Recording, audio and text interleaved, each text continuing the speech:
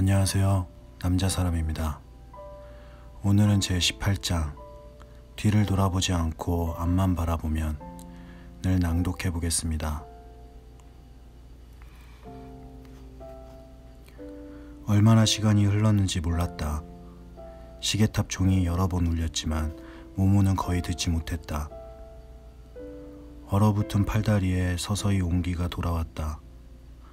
모모는 온몸이 마비될 것 같아 결정을 내릴 수가 없었다. 옛 원형극장으로 돌아가 잠을 자야 할까? 자기와 친구들을 위한 모든 희망이 영원히 사라진 지금 모모는 마음속 깊이 느낄 수 있었다. 이제 다시는 좋아지지 않을 거야. 다시는. 게다가 카시오페이아도 걱정이 되었다. 회색 신사들이 정말 카시오페이아를 찾아내면 어떻게 하지? 모모는 거북의 이름을 발설한 스스로를 호되게 나무랐다. 하지만 그때는 반쯤 넋이 나가 있어서 모든 것을 깊이 생각할 수 없었다. 모모는 스스로를 달랬다.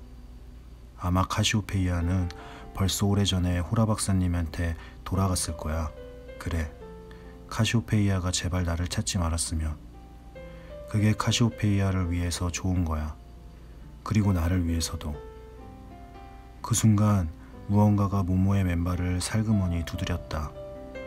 모모는 소스라치게 놀라 천천히 허리를 구부렸다. 그런데 바로 앞에 거북이 있는 것이 아닌가? 어둠 속에서 천천히 글자가 빛났다.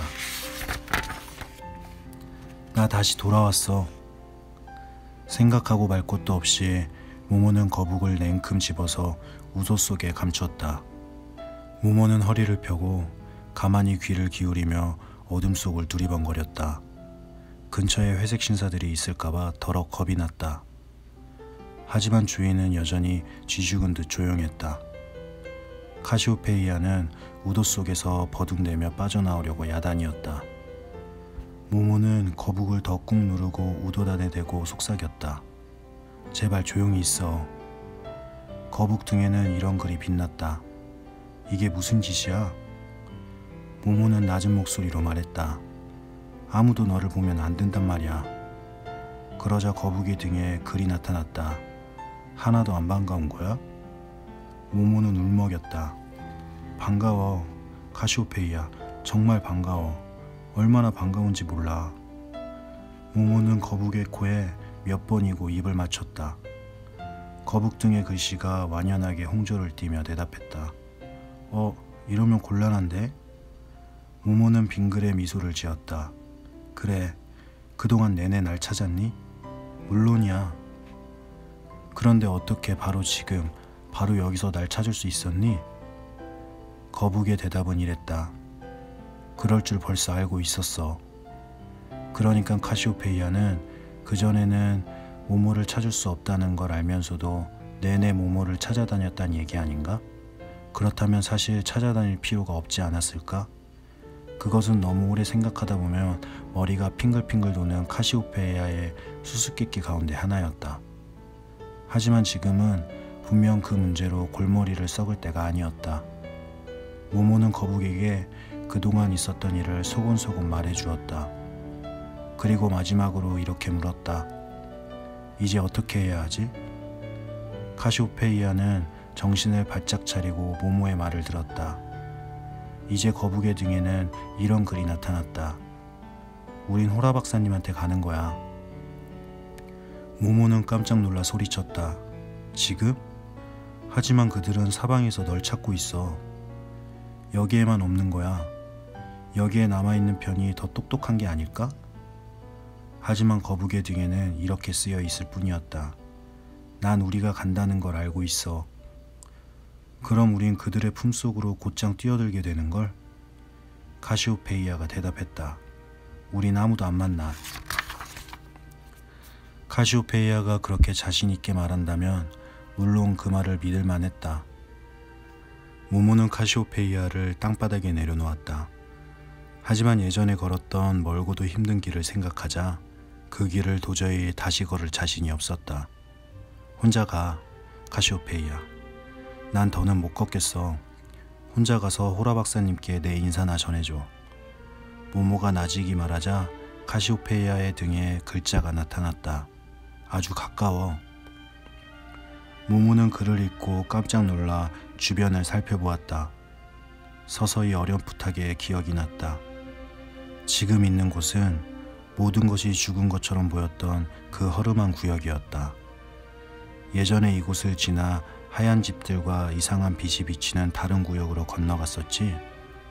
그렇다면 언제나 없는 거리와 아무데도 없는 집까지 걸어갈 수도 있을 것 같았다. 좋아, 갈게. 하지만 좀 빨리 가게 널 안고 가면 안 될까?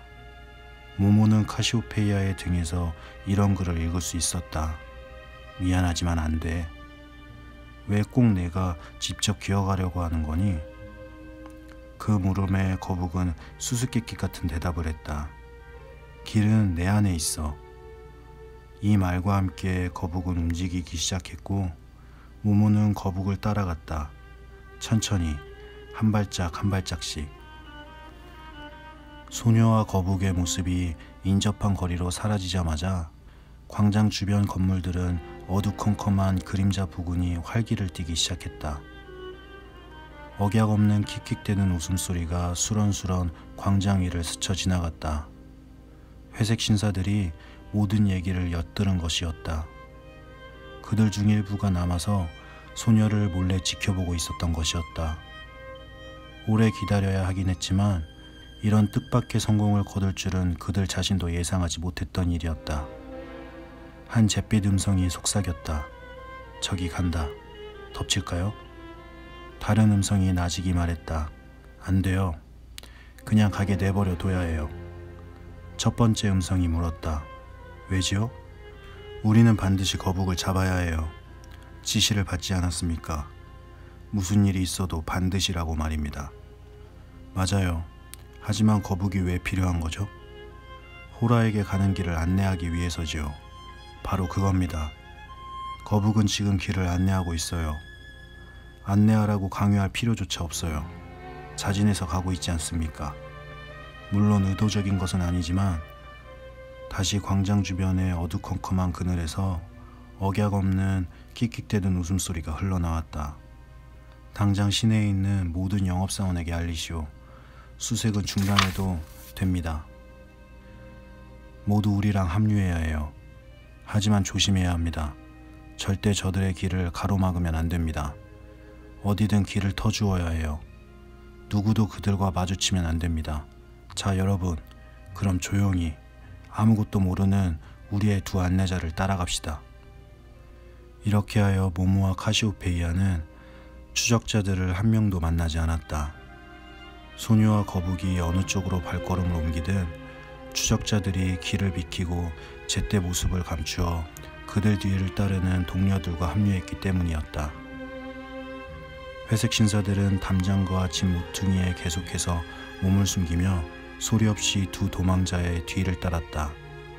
회색 신사의 행렬은 급속히 불어났다. 모모는 전에 없이 몹시 피곤했다. 그냥 앞으로 꼬꾸러져 잠이 들 것 같은 때도 몇 번 있었다. 하지만 스스로를 다그쳐 한 걸음 한 걸음 걸었다. 그러면 아주 잠깐은 좀 나아지는 듯했다. 거북이 저렇게 지독하게 느릿느릿 기어가지만 않았다면.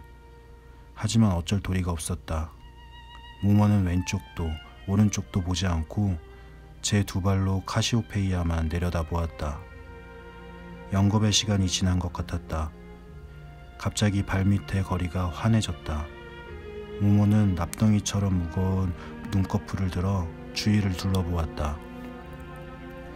드디어 새벽 햇살도 저녁 햇살도 아닌 사방 다른 방향으로 그림자를 들이우는 이상한 빛이 비치는 구역에 이르게 되었다.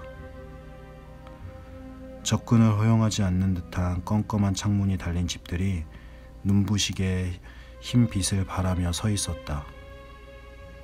네모난 새까만 돌 위에 엄청나게 커다란 달걀이 놓여있는 이상한 기념비도 보였다. 호라 박사 집까지 그리 멀지 않다는 것을 깨닫자 모모는 다시 용기를 냈다. 모모는 거북에게 말했다. 부탁이야. 좀 더 빨리 걸으면 안 될까? 거북은 대답했다. 느리게 갈수록 더 빠른 거야. 거북은 아까보다도 더욱 느릿느릿 기어갔다.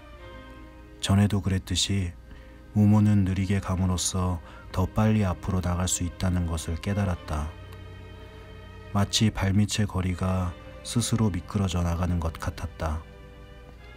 느리게 가면 느리게 갈수록 더욱 빨리 갈 수 있었다. 느릿느릿 갈수록 더욱 빨리 갈 수 있으며 서두르면 서두를수록 더욱 천천히 갈 뿐이라는 것은 하얀색 구역의 비밀이었다. 전에 석 대의 자동차로 모모의 뒤를 쫓았던 회색 신사들은 그 비밀을 몰랐고 그래서 모모는 그들의 소나기에서 벗어날 수 있었다. 그때는 그랬다. 하지만 지금은 사정이 달랐다. 지금 그들은 소녀와 거북을 따라잡으려고 하지 않았고 소녀와 거북 뒤를 똑같이 천천히 따라갈 뿐이었다. 마침내 그들도 비밀을 간파하게 되었다. 모모와 카시오페이아 등 뒤에 하얀 길은 회색 신사들의 무리로 천천히 채워졌다. 그곳에서 어떻게 움직여야 하는지 방법을 터득한 그들은 심지어는 거북보다도 느릿느릿 걸었다. 그들은 점점 간격을 좁혀와 더욱더 가까이 다가왔다. 그것은 마치 거꾸로 된 경주, 누가 더 느린지 내기하는 경주 같았다. 길은 이 꿈의 거리를 꼬불꼬불 지나 하얀 구역 내부 깊숙이로 이어졌다.